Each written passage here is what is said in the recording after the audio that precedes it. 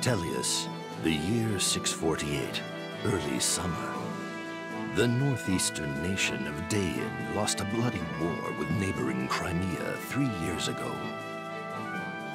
Crimea, however, abdicated its right to rule Dain and passed sovereignty of its former enemy to the powerful Benyan Empire. Dain's future is now subject to the whims of the Empire.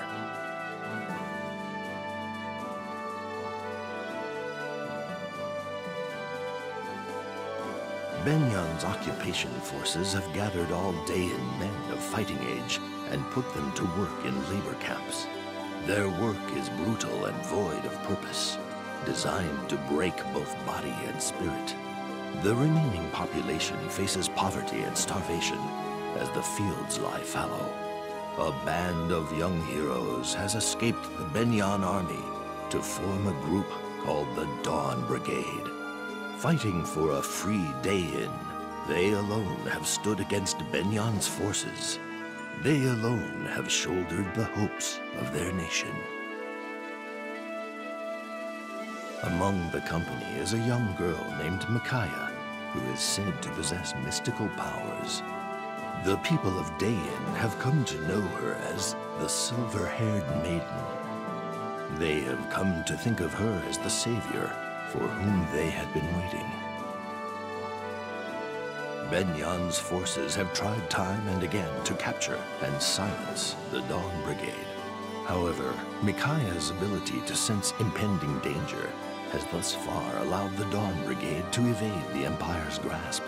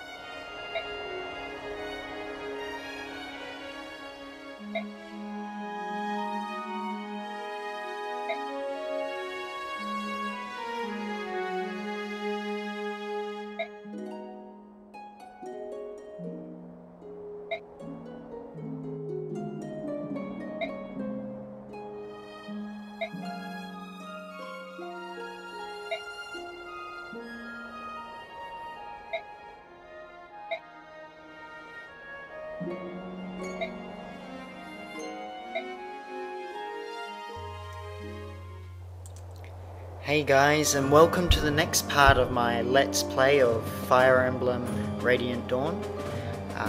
This is hard mode, just in case you haven't realized that yet. I don't see why you wouldn't. We've got a new character here, Nolan. He is an axe guy. He throws axes and does all that sort of stuff. At the moment, he's just telling Micaiah and Leonardo to team up on the enemy and bring them down one by one. And now he's telling Edward to take it up the rear. Actually, he says bring it up the rear, but that doesn't matter. I'm sure Edward can do both. Here I'm going to use Nolan as a meat shield again. In retrospect, I could have brought him up an extra square, but I didn't, but I don't care. Leonardo is going to take a vulnerary from this little old lady. I'll just place Micaiah over here, that way she can support Nolan, since she's a ranged unit and whatever. Those two are the bosses, no one really cares about them. And yeah.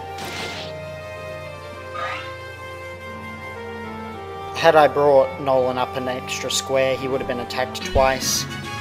It probably would have saved me a turn, but yeah, it doesn't really matter. A level up. My Kaya, luck and resistance. She has amazing growths in magic, luck and resistance, so they'll always max out, but she got a rather mediocre level up there. Like I said in the last chapter, it's really important to keep your units healed, because otherwise they're just going to get raped.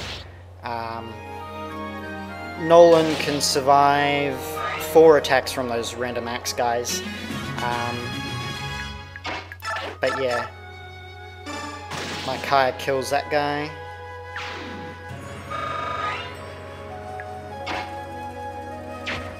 Interesting chapter this. It's escape in 10 turns, so you can't really be too slow about it, like I am at the moment. Actually, I was kind of pushing it, but yeah, whatever. That javelin guy who's standing in front of that house, he never moves, ever. He just throws javelins at people. Gonna use Edward to finish this guy off, since... yeah. I moved Nolan there, but I probably could have moved him up an extra square, but I wasn't really thinking at the time. I thought of attacking him with Leonardo, but I thought, you know, with Leonardo he'll probably miss or whatever. He chucks a javelin at Edward, but misses, surprisingly. I can't remember if I mentioned this, but this is quite possibly the most boring chapter in Radiant Dawn. There's nothing at all rememberable about it, except... yeah, there's nothing at all rememberable about it. I was a bit stuck here because I wasn't sure what to do. I decided to go with using Leonardo to kill off that guy, and then use my Kaya to finish him.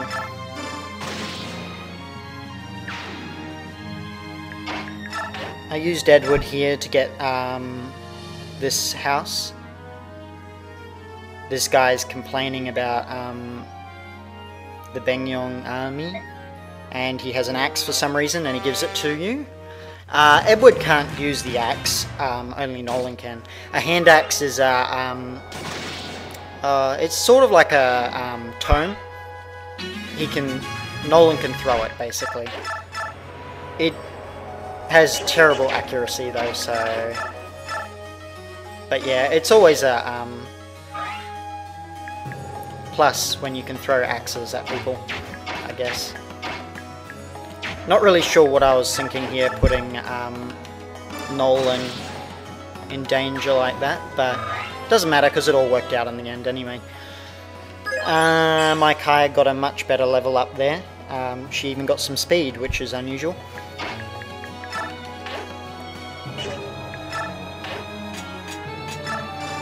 I think here I was thinking of using Edward to block Nolan from getting attacked, but that axe guy who's standing basically right in front of Edward pretty much trolled me by just standing there.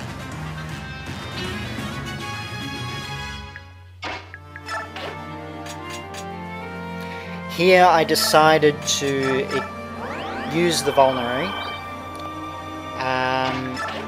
and just let the other guy attack first, basically. My Kaya misses. Good job, my Kaya.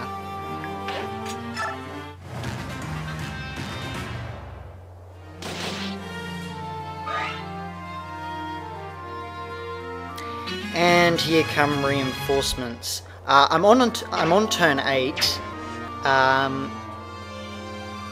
Usually I would clear this a lot quicker than this, but like I said, I made a mistake in the beginning. Doesn't really matter though. I use my Kaya here to just finish off this bandit. And I had to think about this for a little bit, but I decided to move Nolan up to this guy here and equip him with that hand axe. This, and then heal him, yeah. This pretty much ensures putting these two units here, both Edward and